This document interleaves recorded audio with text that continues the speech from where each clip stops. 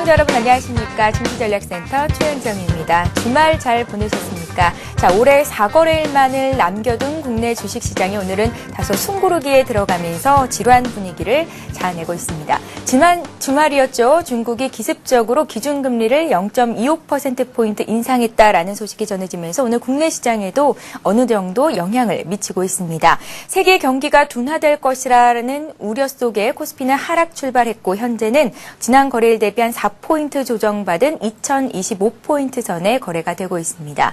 자, 오늘 대형주에 비해서 중소형주가 비교적 강한 가운데 상승 출발한 코스닥 지수 역시 500선을 내주면서 다시 499포인트까지 조정을 받은 하락 움직임을 보이고 있는데요. 중국의 기습 금리 인상 소식에 보험주와 철강주의 희비가 엇갈리는 등 오늘 업종별로는 다소 상반된 움직임을 보이고 있는 종목들이 있습니다. 잠시 뒤 시황센터 연결해서 자세한 종목 흐름 살펴드리도록 하겠습니다.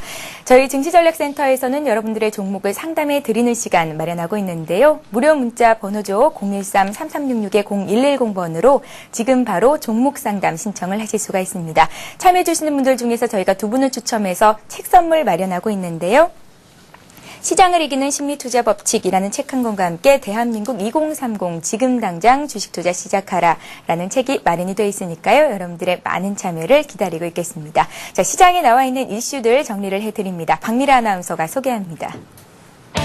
네, 시황센터입니다. 2010년 마지막 월요일장입니다. 현재 코스피 지수는 약 보합권에서 횡보 움직임 이어가고 있는데요.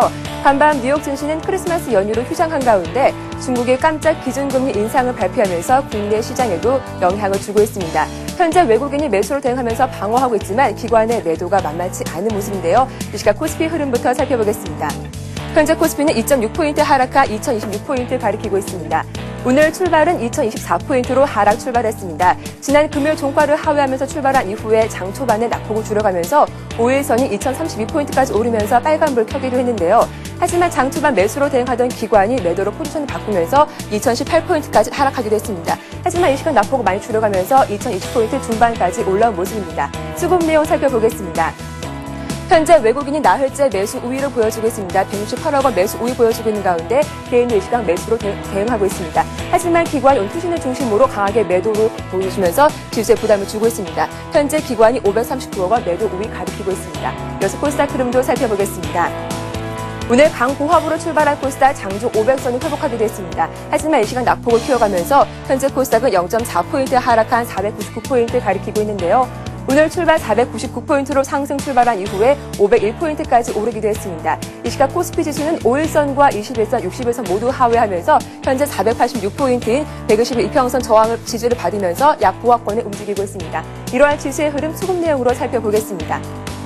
현재 외국인 관망하는 가운데 개인이 매수 우위를 기록하고 있습니다. 188억 원 매수 우위 보여주고 있는 가운데 역시 기관도 오늘도 매도 우위를 기록하면서 98억 원 매도세 보여주고 있습니다. 이어서 환율 흐름도 체크해보겠습니다. 원달러 환율이 보합권에서 공방을 펼치고 있습니다. 3거래일째 1150원대 초반의 횡보 움직임 이어가고 있는데요. 현재 환율은 35전 상승한 1151원 가리키고 있습니다. 오늘 출발은 1153원으로 상승 출발했습니다. 상승폭을 줄이고 현재 보합권 내에서 움직이고 있는 모습인데요. 중국의 기준금리 인상 여파로 상승 출발했지만 수출업체들의 내고 물량으로 상승폭을 줄여가면서 1150원대를 중심으로 현재 횡보 움직임 보여주고 있습니다. 이어서 특징군 업종과 테마주 흐름들 살펴보겠습니다. 중국의 기준금리 인상 소식이 오늘 보험주와 은행주가 상승 랠리를 이어가고 있습니다. 그간 소멸됐던 보험주의 강한 매기가 모이면서 상승 곡선을 이어가고 있는데요. 현재 손해보험사인 삼성생명과 보험생명, LIG 손해보험은 2% 3% 이상 강세 보여주고 있습니다. 현대해상과 동보화재 동양생명도 1% 내지 2% 강세 보여주면서 전 종목 빨간불 켜고 있습니다. 이어서 은행주입니다. 중국의 기준금리 인상 소식에 은행주 역시 일제히 상승세 이어가고 있는데요. KB금융이 2%, 우리금융이 2% 이상 오르고 있습니다. 기업은행 3% 강세 보여주고 있는 가운데 신한지주와 하나금융지주 강보합권에 움직이고 있습니다. 이어서 구제역이 전국적으로 확산되면서 연일 강세 이어가고 있습니다. 구제역 관련주 살펴보겠습니다. 수산주인 동원수산과 신라SG가 1% 이상 4% 이상 오르고 있습니다. 장초반 강세 보였던 사조 오양 이 시각 약보합으로 돌아섰고요. 현재 백신주인 중앙백신과 이글벨 1% 이상 오르고 있는 가운데 보령제약도 2.5% 강세 보여주고 있습니다.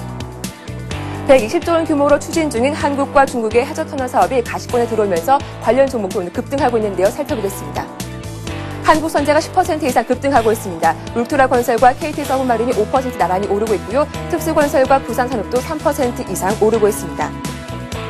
반면 철강주는 오늘 하락하고 있습니다. 중국의 기준금리 인상 소식이 약세를 보여주고 있는데요. 아무래도 긴축 정책으로 인해서 철강 가격 하락이 우려되고 있기 때문입니다.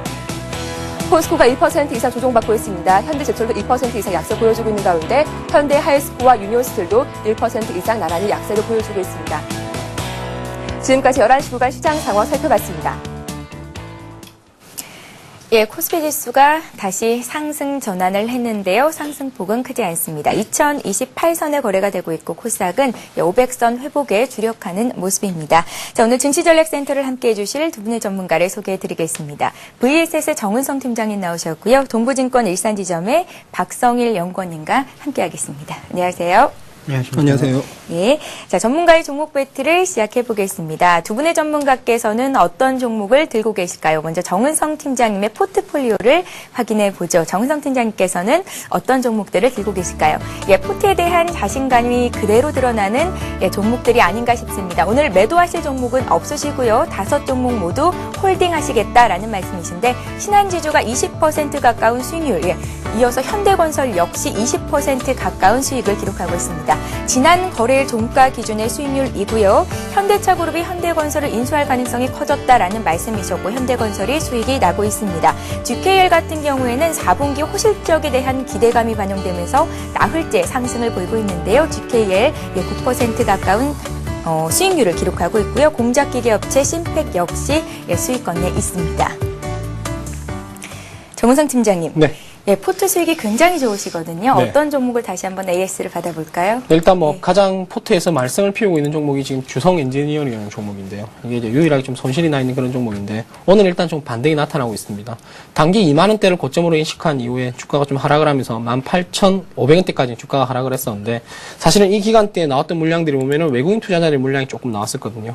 외국인 투자자들의 물량을 제외한다 그런다면 사실은 어떤 악재는 없었다라고 보는 것이 옳다라고 좀 보고 있거든요. 이제 다만 주가가 18,000원대 저점을 형성한 이후에 2만 원대까지 단기 10% 이상 상승한 이후에 기술적인 조정이 좀 나온 것이 아닌가라고 좀 보고 있습니다. 그래서 현 시점에서는 뭐 내년 이후에 경기 확장에 대한 기대감들로 IT 부품주들에 대한 기대감들이 여전히 높고요. 여기다가 태양광 관련주까지 포함되어 있기 때문에 아무래도 신성장 동력이라고 할 수 있는 태양광 사업까지 포함이 된다 그런다면 아무래도 성장성에 대한 기대는 유효하다라는 말씀 드리고 싶고요. 그리고 성장성에 대한 기대만큼이나 실적 역시 좀 좋게 나오고 있는 그런 종목입니다. 그러니까 작년도 실적에 비한다 그런다면 사실은 엄청난 실적을 좀 보유하고 있는 그런 종목입니다. 그래서 기대만큼의 어떤 효과가, 그러니까 기대만큼의 확인이 나타나주면서 동반 성장을 이끌어갈 것이라고 보고 있기 때문에 현 시점에서는 뭐 포트폴리오에서 좀 마이너스가 났다 그러더라도 일단 가지고 가신 전략이 좀 필요하다는 말씀을 드리고 싶고요. 그리고 이제 두 번째로 궁금한 것이 제가 볼 때는 현대건설이 되지 않을까라고 좀 보고 있는데요. 현대건설이 단기적으로 좀 75,000원대를 고점으로 인식한 이후에 좀 조정을 받고 있는 그런 모습입니다. 아무래도 주가가 55,000원대를 저점으로 인식한 이후에 75,000원대까지 상승을 했다 그런다면은 단기적으로 온다 그런다면 약 30% 이상의 수익이 좀 나는 그런 상태이거든요. 그래서 지금 조정을 받을 가능성이 크고요. 그리고 여기에다가 이제 흔히 이야기하는 우선 협상 대상자가 바뀐다는 이슈가 나타나면서 오히려 이것이 하나의 매개체가 될 가능성이 높습니다. 물론 현대그룹으로 인수가 된다 그래가지고 현대건설 자체에 어떤 펀더멘탈에 문제가 있는 것은 아니지만은 그렇다 하더라도 재무적인 어떤 비교한다 그런다면은 사실 현대그룹과 현대자동차그룹은 차이가 좀 많이 나 있는 그런 평이라고 보시면 될 겁니다. 그래서 오히려 현대자동차그룹으로 가는 것이 현대차에게는 재무적인 안정성을 좀 가할 수 있는 그런 어떤 기반을 좀 나타내고 있는 그런 종목이라고 보시면 되고요. 그래서 여전히 제가 지난주에 말씀드릴 때 단기 75,000원을 고점으로 인식하는 것이 1차적인 목표가라고 말씀드렸고 이후에 8만원대라고 말씀드렸는데 일단 75,000원을 도달하지 않았기 때문에 지속 보유하는 전략이 좀 유효하다는 말씀 드리고 싶고요. 그 다음에 이제 보실 종목이 GKL인데 사실은 GKL은 제가 실적이 좀 안 좋을 때 추천을 했습니다. 실적이 좀 안 좋을 때 추천을 하면서 주가가 좀 하락을 좀 많이 했었는데 그 이후에 이제 4분기 홀드율이 증가된다는 의견들이 나타나면서 결국 이제 4분기 이후에 실적에 대한 기대감들이 좀 강해지고 있고요. 올해 중국인들의 관광객 수가 사상 최대치로 증가를 했지만 내년도 이후에는 더 가파른 증가세를 나타낼 것이라는 즉 성장세에 대한 기대감들이 좀 유효하다는 말씀을 드리고 싶습니다. 그래서 일단은 단기적인 목표가인 23,000원대까지 계속해서 보유하는 전략을 가지고 가도록 하겠습니다. 예, 주성 엔지니어링 같은 경우에 화면을 통해서 수익이 마이너스 4.9% 정도 등락을 보이고 있다라고 말씀을 드렸는데 지난주 금요일 종가 수준이었고요. 오늘은 주성 엔지니어링이 다시 1.6% 정도 반등하는 움직임 보이고 있습니다. 조금 더 홀딩해보자라는 말씀까지 잘 한번 참고해 보시기 바랍니다. 자, 이번에는 박성일 연구원님의 포트폴리오 종목들 확인을 해보겠습니다. 어떤 종목들이 있을까요? 여러분들 예, 화면으로 나가고 있는데요. 잘 한번 살펴봐 주시기 바랍니다. 4가지 종목이 있으시고요. 4가지 종목 모두 수익을 내고 있습니다. 강하게 홀딩해보자 하셨던 우리투자증권이 10%가 넘는 수익을 보이고 있고요. 중국의 기습 금리 인상 여파로 오늘 철강주가 약한데 포스코 들고 계시죠? 포스코는 7% 정도 수익이 나고 있습니다. 역시 정은성 팀장님의 포트에도 있는 현대건설역 들고 계신데요. 2% 이상의 수익이 나고 있고요. 기아차 오늘 그 철강주와 함께 좀 조정이 나오기는 하지만 일단 우리가 매수한 가격 부분에 머물러 있습니다. 자, 정은성 팀장님의 포트에 이어서 박성일 연구님의 포트폴리오를 보여드리고 있는데요. 매도하실 종목이 있다고 합니다. 매도하실 종목은 아시아나 항공입니다. 박성일 연구원님의 아시아나 항공이 우리가 매수한 가격대가 10,000원이었고요. 현재 그러니까 지난 금요일 대비해서는 9,500원 선에서 거래가 되고 있는데요. 예상보다 탄력이 둔화된 움직임을 보였기 때문에 매도하신다는 말씀까지 정리를 해드리겠습니다. 박성일 연구원님, 예. 4가지 종목 있으신데요. 모두 네. 다 수익이 나고 있습니다. 어떤 종목 다시 한번 AS 받아볼까요? 예, 아무래도 오늘은 포스코부터 좀 말씀을 좀 드려야 될 것 같은데요. 포스코 같은 경우는 지금 중국에서 기준금리 인상을 좀 하면서 뭐 자동차, 철강, 화학 쪽이 지금 좋지 않은 모습을 보이고 있는데 지난번 한미 FTA가 단기 호재로 작용했던 거와 마찬가지로 이번 것도 단기 악재로 그칠 가능성이 좀 크지 않나 싶습니다. 실제로 그 중국의 철강 정책을 살펴보면은 내년도 철강의 효율성을 위해서 철강 가격을 인상을 할 가능성이 굉장히 높고요. 물량도 지금 현재 과다한 물량 자체를 좀 조절을 해서 효율적으로 가겠다라는 정부 정책이 있기 때문에 이렇게 단기적으로 금리 인상에 대한 우려를 반영해서 주가가 빠질 때는 어느 정도 매수의 기회로 보시는 게 맞다고 생각을 하고 있습니다. 그렇기 때문에 포스코는 지나치게 뭐 신경 쓰지 않으셔도 될 것 같고요. 기아차도 지금 마찬가지 베이징이나 중국 쪽에서 이렇게 자동차 판매 대수를 좀 제한을 하겠다라는 말들이 나오면서 지금 조정을 좀 받고 있는데 기아차 같은 경우는 50,000원 선을 지금 강력하게 지지를 하고 있고 얼마 전에 그 48,000원 선까지 내려갔다 왔지만 그 부분에서 기관의 매수세가 강하게 유입이 되면서 지금 차트를 좀 잘 지켜주고 있기 때문에 기아차 같은 경우도 단기 매수 구간으로 생각을 하시고 조정 받을 때마다 조금씩 매수를 하시는 게 좋지 않을까 싶습니다. 그리고 마지막으로 우리투자증권 얘기를 잠깐 드릴 텐데요. 우리투자증권 같은 경우는 지금 업종 내에서도 차별화가 굉장히 심화되고 있는데 그중에서 삼성증권과 우리투자증권만이 증권주 중에서는 살아남았다고 생각을 하고 있습니다. 앞으로도 삼성증권과 우리투자증권 쪽으로 계속해서 매수세가 몰리고 업종 내에서 차별화가 굉장히 심해질 거라고 생각을 하고 있는데 이런 측면에서 봤을 때는 조금 더 사보시는 게 앞으로 지수가 올라간다는 쪽에 베팅을 할 때는 맞는 전략이 아닐까 말씀을 좀 드리겠습니다. 예, 자 이렇게 해서 정은성 팀장님과 박성일 연구원님이 들고 계신 포트폴리오 내 종목들 다시 한번 점검을 받아봤습니다. 자 이제 오늘 새롭게 보고 계신 종목 얘기를 들어볼 차례인데요. 먼저 정은성 팀장님부터 한 종목 들어보겠습니다. 정은성 팀장님의 포트폴리오에서는 신한지주와 현대건설이 역시 두각을 나타내고 있습니다. 오늘은 어떤 종목을 눈여겨보고 계신지 들어봐야겠죠? 네, 예. 오늘 새롭게 포트폴리오에 편입한 종목은 대한항공으로 하도록 하겠습니다. 사실 대한항공 같은 경우에는 실적이 1분기, 2분기, 3분기 상당히 좋으면서 작년도 1,000억 가까이 손실이었던 것이 올해 이제 3분기까지 4,000억 가량 이제 흑자 전환에 좀 성공을 하면서 턴어라운드에 좀 성공을 하는 모습들이 나타나고 있는데 최근에 아시아나항공의 차트를 잘 살펴보면 아시아나항공의 수익률이 상당히 좋았습니다. 물론 똑같이 간다라고는 보장은 없지만은 그렇다 하더라도 대한항공의 시장에서 제가 볼 때는 소외될 가능성은 좀 희박하다는 말씀을 드리고 싶습니다. 그래서 실적 고조세에도 불구하고 3분기 이후에 지속적인 하락으로 가격 메리트가 좀 부각되고 있는 모습이 아무래도 가장 큰 메리트가 되지 않을까라고 좀 보고 있고요. 그리고 내년 3월 이후에는 이제 하나의 성장성이 좀 확보되고 있는 것이 바로 한국과 나리타 공항에서 이제 증설, 그러니까 주간 단위로 보면은 총 14대가 노선이 증설될 것이라는 어떤 확정이 되어 있는 그런 상태이거든요. 이에 따라서 수익성 증가가 좀 뻔해지고 있는 그런 모습이라고 좀 보시면 되고요. 아무래도 중국 발전에 대한 기대감도 저버릴 수 없습니다. 제가 앞서 GK에 대해서 말씀을 드렸는데 똑같은 의미에서 본다 그런다면은 중국에서 한국으로 들어오는 관광객 수가 많아진다는 것은 그만큼 대한항공의 운영의 폭이 넓어진다고 좀 보시면 될 겁니다. 그래서 실적이 좋았었고 앞으로의 실적에 대한 기대감들도 여전히 좋았었는데 단기적으로는 주가가 많이 하락한 것이 가격적인 메리트가 좀 많이 부각이 되고 있는 그런 모습이고요. 수급적인 동향을 살펴본다 그러더라도 최근에 이제 외국인 매수세 유입이 다시 유입되고 있다는 것 자체도 하나의 어떤 호재로 우리가 좀 인식을 할 수 있지 않을까라는 기대감들이 좀 강해지고 있다라고 좀 보시면 될 겁니다. 그래서 지금 같은 시장에서는 그냥 싸다라고 생각되는 종목들은 매수하고 기다리면 된다라는 말씀을 좀 드리고 싶고요. 이에 따라서 최근에 가장 많이 움직임이 안 좋았던 대한항공의 상승세가 좀 가파라질 것으로 좀 기대되고 있기 때문에 현 시점에서는 부담 없이 대한항공을 포트폴리오에 편입하는 것이 좋지 않을까라고 좀 보고 있습니다. 예, 정우성 팀장님은 GKL 8%의 수익을 거두고 계신데요. 중국 수혜주로 더불어서 볼 수도 있는 대한항공까지 오늘 매수하시겠다라는 말씀 주셨습니다. 현재 거래되고 있는 가격대가 69,100원대거든요. 정은성 팀장님. 네. 이 가격대 매수 괜찮을지 목표가, 손절가 함께 좀 말씀 부탁드릴게요. 네, 일단 매수 단가는 지금 현재 사는 것보다는 오히려 시세가 좀 조정을 받는 것이 좋다라고 좀 보고 있는데요. 그러니까 지금 현재 시장이 급격하게 한 10포인트 이상 빠졌다가 좀 제자리를 찾아온 그런 모습이거든요. 그러니까 제가 볼 때는 오늘 시장에 급격한 변동성은 없을 겁니다. 다시 한번 시장이 마이너스 10포인트가량 빠질 가능성을 우리가 배제할 수 없거든요. 그래서 매수가는 68,500원 정도가 좀 적당하지 않을까라고 보고 있기 때문에 현 시점에서 굳이 이제 비싸게 살 필요는 없다라는 좀 말씀드리고 싶고요. 목표가는 단기적으로 보면 이제 8만 원대까지 좀 설정을 해드리도록 하겠습니다. 아무래도 10월 달에 단기 고점을 8만 원을 인식한 이후에 추가적인 상승보다는 그러니까 저항선을 좀 작용하고 있는 그런 모습이거든요. 그래서 단기적으로는 8만 원대를 설정하도록 하고요. 손절가는 6만 5천 원. 아무래도 6만 5천 원까지 이탈을 한다 그런다면 주가가 6만 5천 원보다 더 크게 6만 원대까지 조정을 받을 가능성이 높거든요. 그래서 6만 5천 원을 손절가로 설정해드리도록 하겠습니다. 예, 잘 알겠습니다. 정우성 팀장님의 대한항공 얘기를 들어봤고요. 이번에는 박성일 연구원님께서 추가로 매수하실 종목 얘기를 들어보겠습니다. 어떤 종목을 눈여겨보고 계신지요? 예, 최근에 지금 SK네트워크스를 좀 추천을 드리려고 하는데요. 뭐 SK나 SK에너지나 SK네트워크스 최근에 다 흐름이 좋은데 아무래도 SK 쪽에서 사업 구조를 좀 재편을 하면서 몰아주기 식으로 좀 잘 될 것 같은 분야 쪽으로 SK에너지는 아무래도 전기차랑 에너지 쪽 몰아주고 SK네트워크스는 좀 철광석을 비롯한 자원 관련이랑 그리고 뭐 중소형 자동차 관련 사업을 좀 밀어주기로 결정을 하면서 사업 영역이 좀 명확해지면서 이런 부분에서 수익이 좀 크게 낮을까 하는 기대감이 많이 반영이 되고 있는데요.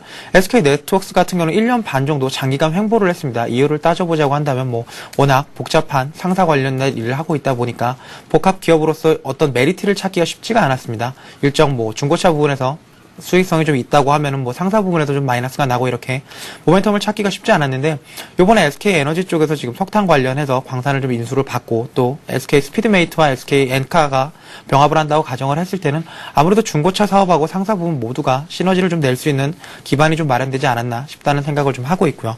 그리고 지금 차트상에서 봤을 때 뭐 기술적 분석을 크게 좋아하지는 않습니다. 그렇지만 차트상에서 봤을 때 이렇게 장기간 박스권을 가지고 있던 주식이 이 박스권을 지금 강한 거래량과 함께 장대 양봉으로 돌파를 했을 때 특히 주봉상에서 이런 현상이 일어난다고 봤을 때는 중장기적으로 봤을 때 앞으로 주도주가 될 수 있는 가능성이 충분히 있는 종목이 아닌가라고 좀 말씀을 드리면서 제가 추천을 해드리겠고요.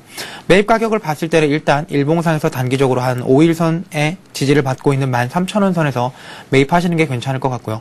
중장기적으로 봤을 때는 최초한 14,700원 그리고 장기적으로 18,300원까지도 한번 보시면서 SK네트워크스 한번 매수를 하시고요. 일단 손절 라인 자체는 10,000원을 깨지 않는다고 하면 강력하게 좀 가져가 볼 수 있는 종목이 아닌가 말씀을 좀 드리겠습니다. 예, 박성일 연구원님. 네. SK네트워크스가 지난 12월 21일이었죠. 11% 종가 기준으로 급등하면서 마감을 해서 단기간에 너무 많이 오른 게 아닌가, 지금 좀 부담스러운 가격대가 아닌가 하실 분들 있으실 것 같은데요. 함께 좀 매수를 고려하고 싶으신 분들이라면 네. 어떻게 좀 대응해 보면 맞을까요? 분할 매수를 하는 게 맞겠습니까? 일단 SK네트워크스 같은 경우에는 13,000원을 돌파를 할 때 당시에 굉장히 큰 장대 양봉을 내고 지금 거래량과 함께 동반을 했기 때문에 일단 13,000원, 12,500원 밑으로 내려가지 않는다면 계속해서 모으겠다는 생각으로 매수를 하시는 게 맞다고 말씀을 좀 드리겠고.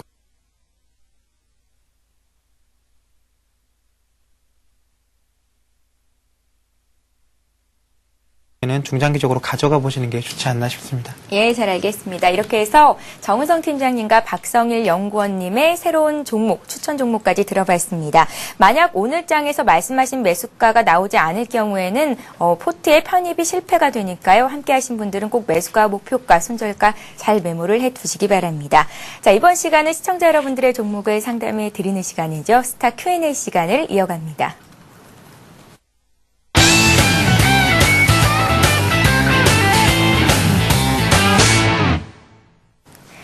예, 스타 Q&A 시간을 시작합니다. 스타 Q&A 시간에는 무료 문자 번호죠. 013-3366-0110번으로 들어온 여러분들의 종목을 상담해 드리고 있는데요.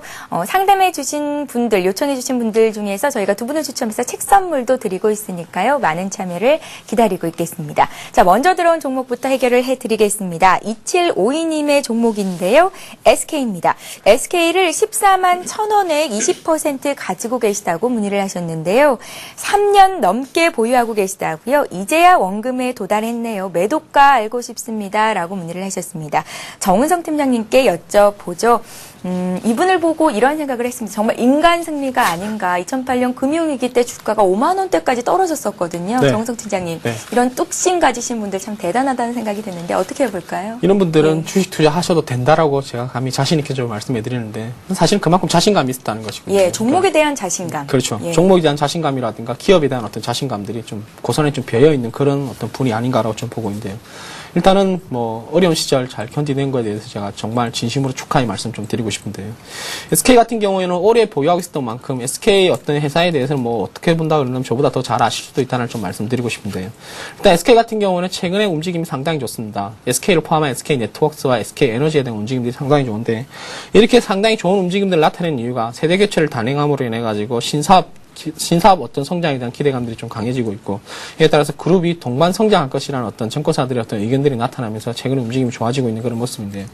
앞서 이제 SK 네트워크스에 대해서 박선일 연구원님께서 아주 자세히 좀 설명을 해드렸기 때문에 일단 SK 에너지 같은 경우에도 말씀해드리면 최근에 정제 마진이 개선되고 있고 앞으로 2차 전지 시장에 대해서 두각을 나타낼 가능성이 크다라는 점이 나타나면서 결국 이제 SK 네트워크스와 SK 에너지가 성장이 나타나면서 결국 SK 그룹이 동반 성장할 것이라는 기대감들을 좀 강하게 나타내고 있는 그런 모습인데 다만 이제 중요한 것은 지금 현 시점에서 투자자님이 어떤 판단이 제일 중요하다고 생각하시는데 과연 여기서 매도를 할 것인가 아니면 좀 기다렸다가 수익을 많이 낼 것인가가 이제 가장 큰 관전 포인트가 되지 않을까라고 좀 보고 있는데요.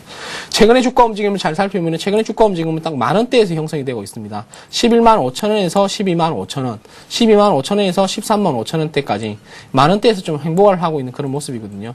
최근에 고점도 역시 14만 2천원 고점 14만 5천원대 부근에서 행보를 하고 있는 그런 모습인데 단기적으로 매도를 하시겠다 그런다면은 1차적인 목표 주가는 14만 5천원을 설정하시는 게 맞고요. 그리고 이제 손절을 좀 하고 싶다, 이제 해서 다른 종목으로 가지고 가고 싶다는 생각을 하신다면은 손절가는 13만 5천원입니다.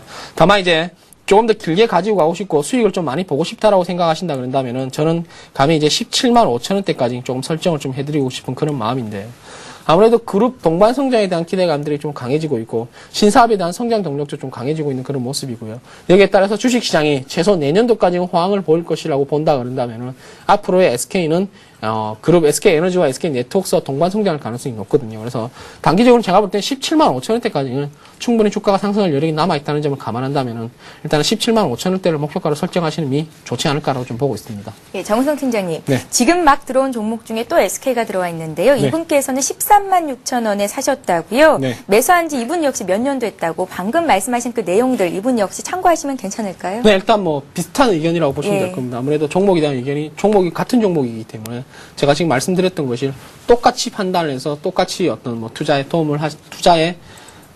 유용하게 사용하시는 것이 좋지 않을까라고 좀 보고 있습니다. 예, 잘 알겠습니다.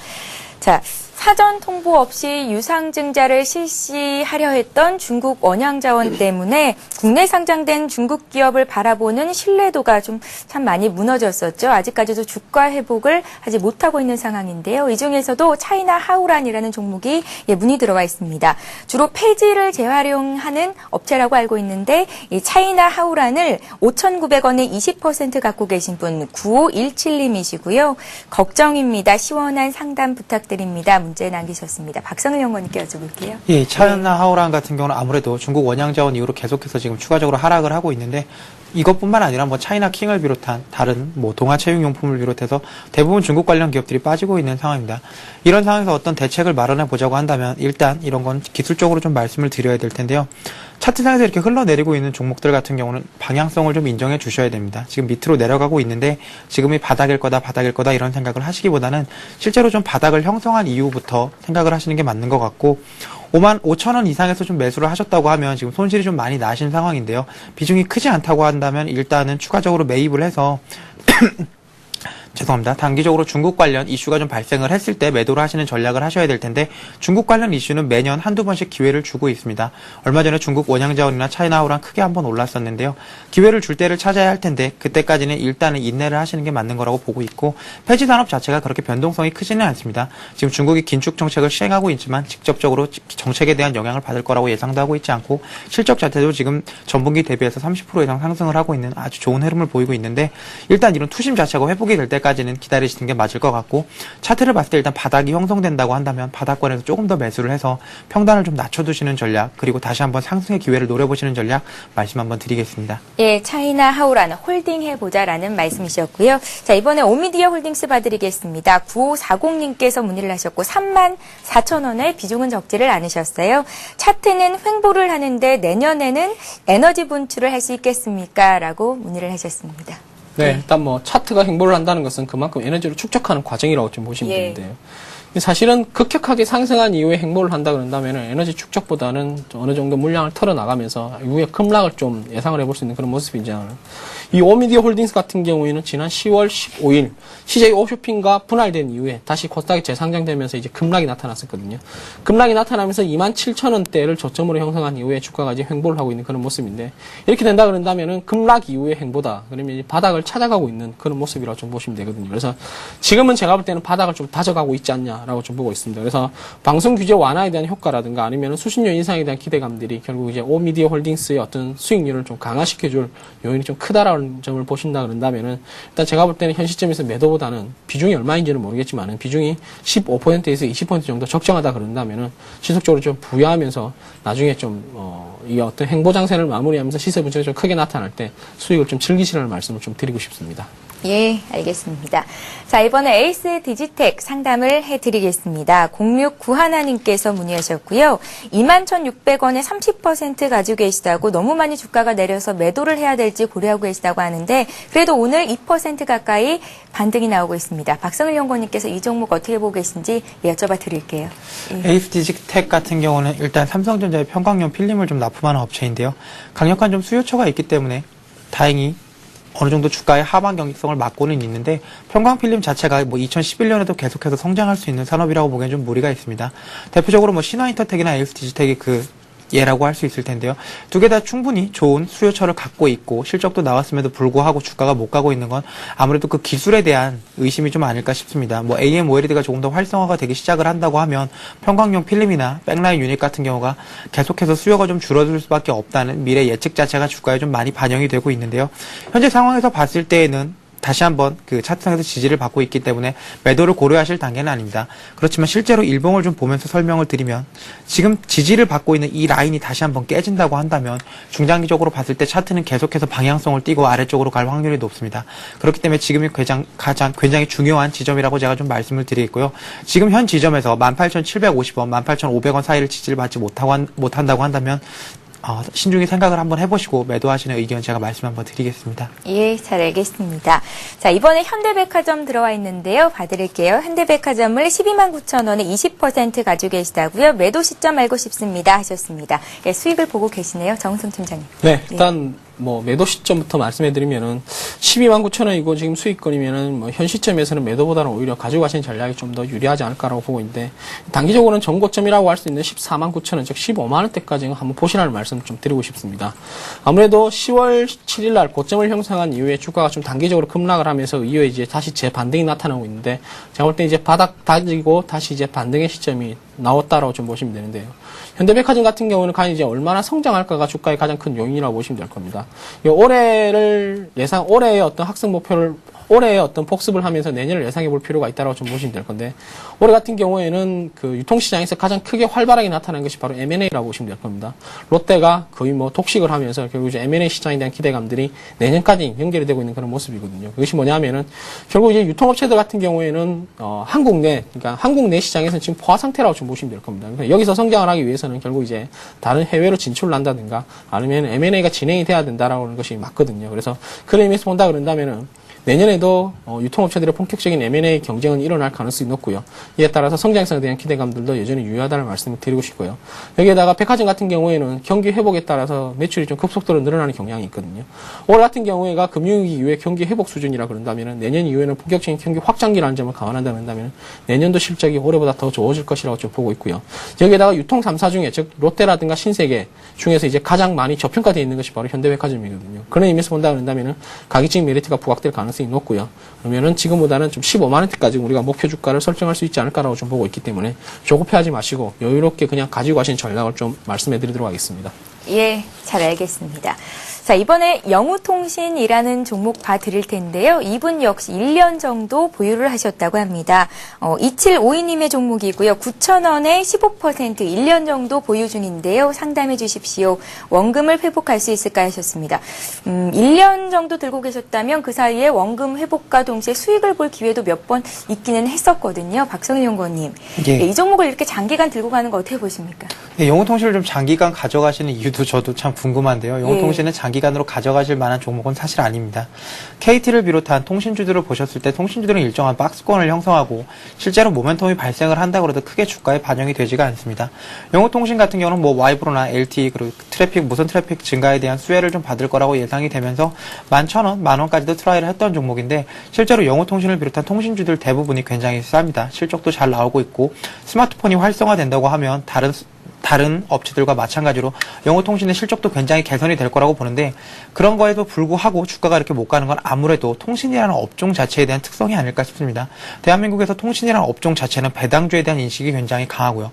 그렇기 때문에 KT나 SK텔레콤에 납품을 하고 있는 대부분의 업체들도 주가가 크게 상승 모멘텀이 발생을 한다고 해도 충분히 반영이 되지 못하는 경우가 많습니다. 그렇기 때문에 이런 특성을 좀 고려를 해봤을 때는 이런 특성 자체가 깨지지 않는 이상은 영우통신에서 큰 수익을 바라시고 수익 구간이 나왔는데도 불구하고 매도를 안 하시는 거는 좀 잘못된 투자 전략이 아닐까 싶습니다. 그렇기 때문에 지금 상황에서 말씀을 드릴 수 있는 거는 차트랑 현재 깨지지 않았습니다. 그리고 실적 굉장히 좋고요. 통신에 대한 기대감도 충분히 앞으로도 있을 수 있다고 생각이 되기 때문에 영우통신은 홀딩을 하신다고 하면 원금 수준은 충분히 회복을 할 수 있다고 말씀을 드리겠고요. 원금에서 다시 한번 10,000원을 트라이 한다고 하면 10,000원 정도에서 매도를 하신 이후에 다른 종목 쪽에서 수익을 낼 수 있는 전략 취하시는 것이 맞다고 말씀을 좀 드리겠습니다. 예, 박성일 연구원님의 말씀 잘 한번 참고해 보시기 바랍니다. 자, 이번에 TLI 봐드릴게요. TLI를 15,000원에 50% 가지고 계신 분이 계십니다. 목표가가 알고 싶고요. 진단 부탁드립니다라고 문의를 하셨고요. 4497님께서 보내셨는데요. 현재 거래되고 있는 가격이 14,850원 매수한 가격 부분이네요. 어떻게 볼까요? 네, 일단 뭐 TLI 같은 경우에는 그나마 이제 최근에 움직임이 좀 많이 좋았습니다. 예. 최근에 움직임이 좋았던 가장 큰 이유가 LG에서 대규모 내년에 21조라는 사상 최고의 투자를 단행하겠다고 했고요. 여기에다가 전자부품에서 거의 뭐 독보적으로 투자를 한다는 말들이 나타나면서 이에 따라서 TLI의 어떤 뭐 성장성이 좀 부각이 되고 있는 그런 모습인데요. 사실은 LG전자를 포함했던 LG그룹 자체가 올해는 별로 안 좋았습니다. 3D 시장에서도 아직까지는 뭐 부각을 못 나타내고 있고 LED TV 시장에서는 참패를 당했었고요. 여기에다가 스마트폰 시장에서 참패를 당하면서 결국 이제 LCD 패널을 만드는 어떤 TLI 입장에서도 부담이 될 가능성이 높았거든요. 근데 내년 이후에 이제 LG가 이제 드디어 공격적인 뭐 3D 시장이라든가 스마트폰 시장에 참여를 함으로 인해 가지고 이에 따라 성장성이 좀 부각되면서 앞으로의 어떤 주가의 상승에 좀 기대를 볼 수 있는 그런 요인으로 작용하지 않냐라고 좀 보고 있는데 사실은 올해가 가장 안 좋았던 만큼 내년 이후에는 어떻게 본다면 가장 좋아질 수 있는 그런 그런 업종 중에 하나가 이제 LG전자라고 좀 보시면 되고요. 예. 여기에다가 이제 LG 어떤 패널과 관련이 있는 TLI 역시 올해 이후로 좀 좋지 않았었는데 이런 어떤 부진한 것을 내년에 좀 털쳐내버리지 않을까라는 기대감들이 좀 강해지고 있습니다. 일단 1차적으로 목표 주가를 먼저 살펴본다 그런다면 제가 볼 때는 18,000원이 1차적인 목표 주가가 될 가능성이 높습니다. 왜냐? 이 18,000원 같은 경우에는 사실 장기적인 지지선이었거든요. 장기적인 지지선을 이탈한 이후에 주가가 이제 큰 폭으로 좀 조정을 장기적인 지지선을 이탈한다 그런다면은 주가가 큰 폭으로 조정될 가능성이 높거든요. 근데 최근에 10월 달에 한번 상승을 한다 그러더라도 이게 다시 18,000원대, 즉 지지선이 이탈된다 그런다면 저항선으로 바뀔 가능성이 높습니다. 그래서 단기적인 목표 주가는 일단 18,000원 정도로 설정하는 것이 좋지 않을까라고 좀 보고 있고요. 다만 이제 부담이 되는 것은 비중인데요. 비중이 50%면 상당히 높습니다. 그래서 이 비중은 20%까지는 좀 줄여야 된다는 말씀 드리고 싶기 때문에 손실이 나지 않는 범위 내에서는 비중을 좀 줄이면서 좀 포트를 좀 가볍게 한 상태에서 목표 단가까지 가지고 가신 전략이 필요하다는 말씀을 드리고 싶습니다. 예. 자, 이번에 LG생명과학 봐드리겠습니다. LG생명과학을 63,800원에 사셨고요. 비중은 5% 정도 가지고 계시다고요. 시흥에서 문의를 하셨습니다. 2793님의 종목인데요. 비중이 적으셔서 손실 구간이지만 그래도 다행이다라는 생각이 들고요. 어떻게 해볼까요? 예, LG생명과학 같은 경우는 지금 비중이 얼마 되지 않으시기 때문에 좀 부담 없이 제가 상담을 해드리겠습니다. 예. 우리나라에서 제약주라고 한다면 SK케미칼이랑 LG생명과학이 가장 대표적인 종목이라고 할 수가 있을 텐데 LG생명과학 자체의 실적은 굉장히 좋습니다. 뭐 성장 호르몬이나 제약 관련 매출들도 꾸준히 증가를 하고 있고 R&D 투자도 활성화되어 있기 때문에 굉장히 좋은데요. 실제로 그럼에도 불구하고 주가가 지금 많이 못 가고 있는 이유를 찾아본다고 하면 아무래도 제약이 어렵기 때문이 아닐까 싶습니다. 예. 기관이나 외국인뿐만 아니라 개인 투자자분들이 어떤 모멘텀을 찾기에 제약이라는 건 쉽지가 않습니다. 신약에 대한 기대감 충분히 반영될 수 있겠지만 그 신약의 활용 용도나 뭐 다른 것들을 파악하기가 쉽지 않은 굉장히 전문적인 분야이기 때문에 투자의 그 수요 자체가 몰리기가 쉽지 않은 업종입니다. 그렇기 때문에 5% 비중이라고 한다면 중장기적으로 봤을 때 LG생명과학 충분히 가져갈 만하고 가치가 있는 회사입니다. 그렇지만 비중을 증가를 시키면서 LG생명과학 쪽에서 수익을 내려고 하시는 건 조금 어려움이 있지 않나 싶습니다. 그만큼 굉장히 매매가 하기 어려운 종목이고 중장기적으로 가져갔을 때도 불확성이 굉장히 큰 종목이기 때문에 5% 비중이라고 한다면 지금 차트상으로 봤을 때는 주봉상에서 일단 말씀을 드리면 쌍바닥을 찍고 올라가고 있는 모습을 보이고 있기 때문에 차트상에서는 중장기적으로 충분히 올라갈 수 있다고 보고요. 63,000원 정도 되는 가격 그렇게 크게 부담스럽지 않습니다. LG생명과학 78,200원까지 갔을 때랑 지금이랑 펀더멘털 상에서는 크게 변화가 없습니다. 그렇기 때문에 어떤 이슈가 발생을 하거나 모멘텀이 제약 쪽에서 있다고 하면 갈 수 있는 가격대라고 말씀을 드리기 때문에 중장기적으로 홀딩 전략 추천을 드리겠지만 비중을 계속해서 확대하시거나 하시는 전략은 하지 않는 것이 옳지 않나 말씀을 좀 드리겠습니다. 예, 잘 알겠습니다. 자, 이렇게 해서 일부 종목 상담 시간을 여기서 마쳐야겠습니다. 지금까지 VSS 정은성 팀장님 그리고 동부증권 일산지점의 박성일 연구원님과 함께했습니다. 말씀 고맙습니다. 예, 잠시 후 전하는 말씀 듣고 전문가의 투자법을 배워보는 주식 투자 시크릿 강의 시간이 이어질 예정입니다. 2부에서도 역시 여러분들의 종목을 상담해 드리는데요. 무료 문자 번호인 013-3366-0110번으로 종목 상담 신청을 기다리고 있겠습니다. 저는 잠시 뒤 12시부터 시작되는 2부 시간에 다시 뵙겠습니다. 경제에 대한 넓은 안목이 요구되는 시대. 증권 전문가를 꿈꾸는 분들을 위한 서울경제TV의 야심찬 프로젝트. 증권재테크 전문 채널 서울경제TV가 시청자와 함께할 유능한 증권 전문가를 모집합니다. 서울경제TV 방송 출연은 물론 회원들의 주식 상담과 온라인 장중 방송까지 증권 투자 전문가로서 성공할 수 있는 길. 서울경제TV에서 그 꿈을 실현해 보시기 바랍니다. 자세한 사항은 홈페이지를 참조하세요. 내 일상을 위한 최상의 선택. 서울경제TV 오후 생방송이 더 새롭고 다양한 코너로 시청자 여러분을 찾아갑니다. 쌤투자클럽 시즌2. 고수들의 숨겨둔 비법을 공개한다. 백전무패 고수의 관심 종목. 돈 버는 지름길. 성공 투자의 비밀. 핵심 전략만 쏙쏙. 더 많은 종목을 더 빠르게. 60조 스피드 종목 상담. 국내외 주요 뉴스와 시장 분석은 물론 맞춤형 재테크 전략까지 알아보는 센 경제 현장. 매일매일 새롭고 명쾌한 고수들의 강의가 이어진다. 대박클럽 시즌2. 내일을 위한 성공 투자 전략. 서울경제TV와 함께하세요.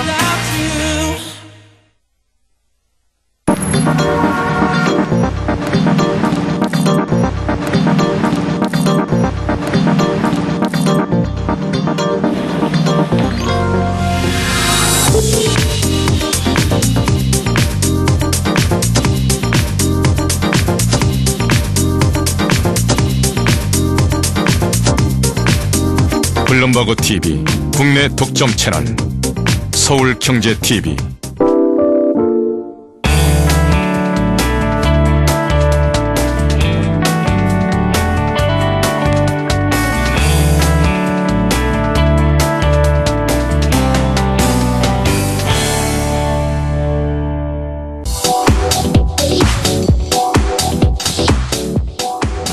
투자, 생존 본능, 미시움 컴플리다.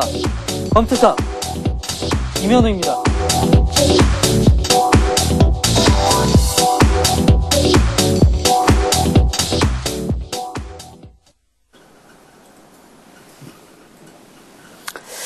종합주가지수가 2000포인트를 넘어갔습니다.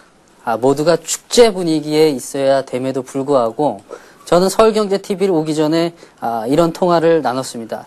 산타 할아버지하고 통화를 나눴는데요. 산타 할아버지께서 이번 성탄절에 너무 몸도 피곤하고 루돌프도 대한민국의 성탄절은 날씨가 너무 춥다는 일기예보를 접하면서 미처 갈 수가 없어서 일단 급한 대로 외국인 투자자들한테만 선물을 좀 보내고 그리고 기관 투자자들 몇몇한테만 좀 선물을 보내니 우리 개인 투자자들한테는 조금 늦더라도 이해를 해달라는 통화 내역이었습니다. 2000포인트가 가고 있음에도 불구하고 우리 개인 투자자들은 너무 좀 힘겨운 그런 상황 속에 있는 것 같습니다. 좀 힘내시고요. 언제 될지 모르겠지만 선물을 준다고 하니 좀 더 지켜봐 주시기를 부탁을 드리겠습니다. 자, 그럼 이제 본격적으로 일목균형표 강의를 시작을 해보도록 하겠습니다. 지금까지는 이제 일목균형표의 5가지 구성 요소인 전환선과 기준선과 그리고 선행 스팬 1, 2, 그리고 후행 스팬의 기본적인 만들어진 생성 과정과 그 적용 방법에 대해서 배워봤고요. 이번 시간에는 이제 본격적으로 이것을 가지고 종목들에 적용을 하면서 실전에서 어떻게 응용을 해야 되는지 그런 시간을 한번 가져가 보도록 하겠습니다. 이번 시간에는요, 그래서 전환선과 기준선을 가지고 활용하는 방법, 시간이 되면은 추가적으로 선행 스팬 1, 2, 후행 스팬까지 한번 가보도록 하겠습니다. 일단 차트를 먼저 보시면서 설명을 드리도록 하겠습니다. 늘 그렇지만은 차트에서 항상 여러분들이 쓰시는 HTS에는 일목균형표와 관련된 보조지표가 있습니다. 제가 쓰는 보조지표에는요, 좌측에 있는데요. 이렇게 해서 일목균형표 숫자들은 이미 증권사에서 다 세팅을 해놨기 때문에 그대로 그냥 확인을 버튼을 누르시고 하면은 캔들 사이로 일목균형표와 관련된 구성 선들이 다 발생이 되는 것이죠. 자, 전환선과 기준선만 말씀을 적용을 해본다라고 해서 일단 후행 스팬과 선행 스팬 1, 2는 좀 지워버리고 전환선과 기준선으로 한번 설명을 드려보도록 하겠습니다. 시중에 나와 있는 책들은 어떻게 설명이 되어 있냐 하면은요. 전환선, 자 여기 보이시는 요 빨간색 선이 전환선이고요. 요 아래 보이는 선이 기준선입니다. 전환선과 기준선을 하향 돌파하지 않고 캔들이 올라간다.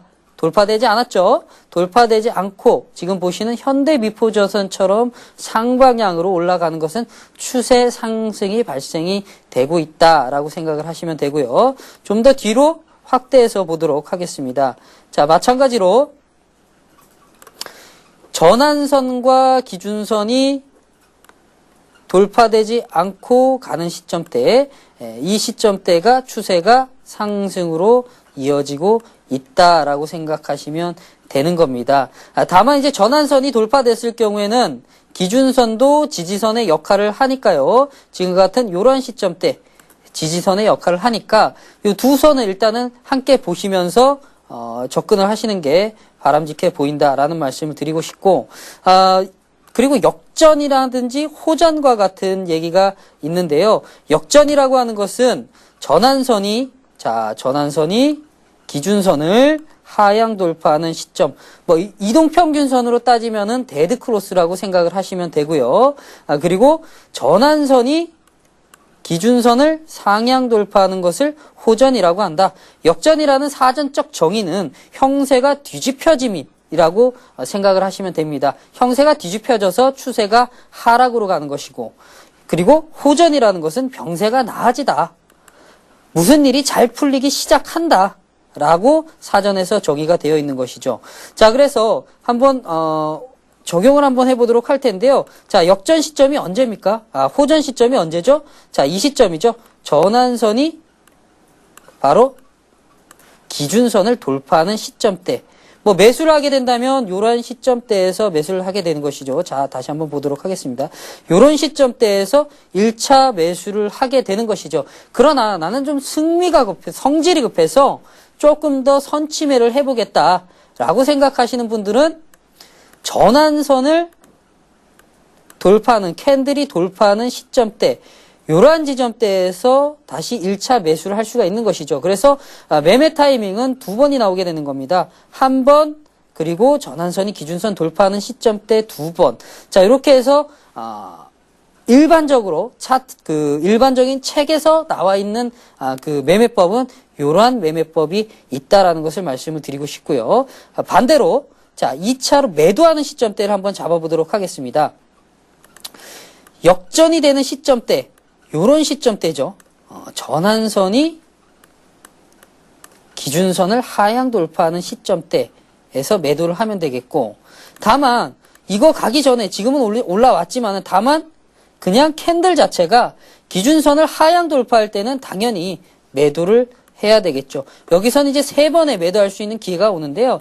1차적으로는 그냥 캔들 자체가 전환선을 하향 돌파할 때, 2차는 기준선을 하향 돌파할 때, 한 번은 돌림, 한 번 팔 수 있는 그런 구간을 주면서 전환선이 기준선을 하향 돌파할 때, 이러한 시점 3번에 매도할 수 있는 그런 시점이 발생이 되는 것이죠. 다만 이런 구간대에서 결과적으로 검투사가 얘기한 대로라면 이때 매도했으면 추가적인 상승분을 먹을 수 없는 그런 단점들도 발생이 되는 것이죠. 이런 부분들은 이제 거래량 지표들을 한번 살펴보면서 접근을 하시는 게 좋습니다. 자, 여러 가지 보조 지표들을 배웠죠. 거기서 거래량들 OBB 관련된 보조 지표를 보셨을 겁니다.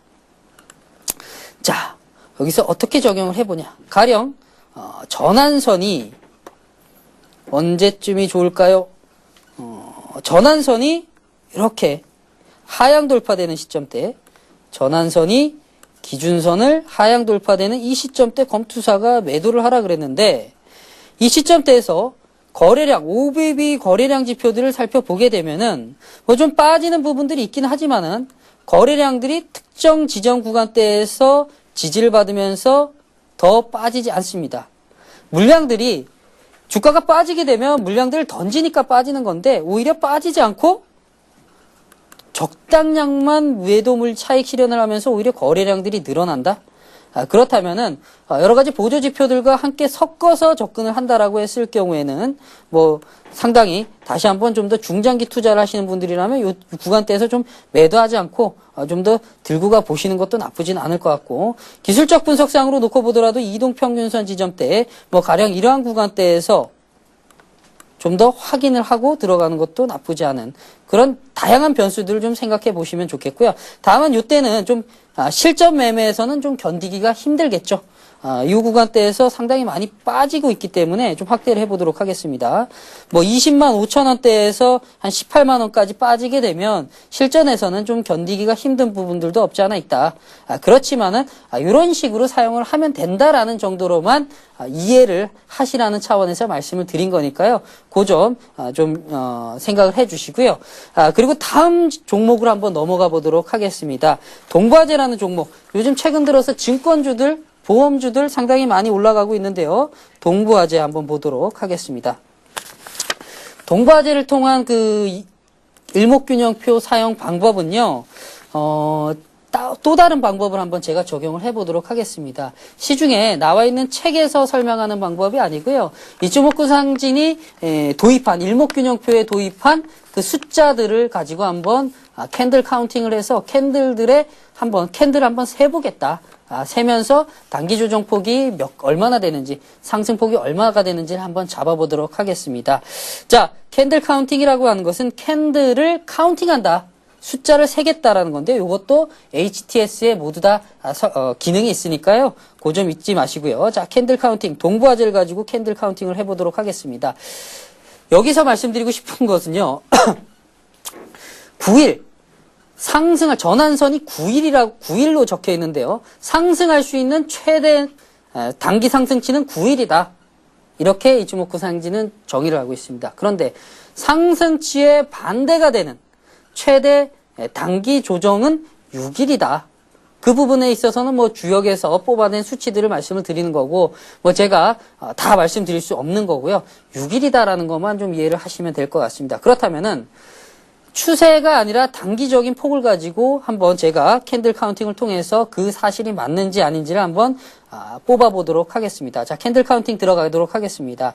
상승. 자, 지금 보시는 가운데, 자, 요 가운데에서 6일을 넘지 않는. 자, 이것을 어떻게 적용을 했냐면은요. 자, 요 지점대. 추세가 바뀌는 음봉의 최고점에서 단기 추세가 상승으로 전환되기 전에 음봉의 저점을 캔들을 세어봤더니, 카운팅을 해봤더니 6일이 넘지 않는다라는 것이죠. 다시 한번 해볼까요? 캔들 카운팅을 가지고요. 추세가 전환되는 음봉의 최고점에서 최저점, 추세가 전환되기 음봉의 최저점의 숫자를 세게 되면 그 조종폭은 6일을 넘지 않는다. 4일이죠. 자, 여기 다시 한번 보도록 할게요. 추세가 바뀌기 전 음봉의 최고점에서 최저점, 추세가 바뀌기 전, 상승으로 턴하기 전 음봉은 6일을 넘지 않는다. 이해가 가시나요? 자, 이런 부분들을 통해서 단기 조정과 시세 상승에 대한 부분들도 잡아낼 수가 있는 것이고요. 추세 상승 같은 경우에는 긴 추세가 전환선과 기준선을 깨지 않고 계속해서 추세를 이어간다라고 했을 경우에는 상승치는 52개의 캔들을 넘을 수가 없다. 이런 부분들은 주역을 통해서 뽑아낸 숫자를 가지고 도입하는 것이기 때문에 이렇게 시중에 나와 있는 설명은 없고요. 저 검투사만이 좀 할 수 있는 그런 내용이다라는 거 좀 말씀을 드리고 싶고, 다 말씀드리지 못한 점 좀 양해 말씀을 또 드리도록 하겠습니다. 또 기회가 되면 다시 말씀을 드릴 테니까요. 저 검투사는 여기서 마치고요. 다음 시간에 뵙도록 하겠습니다.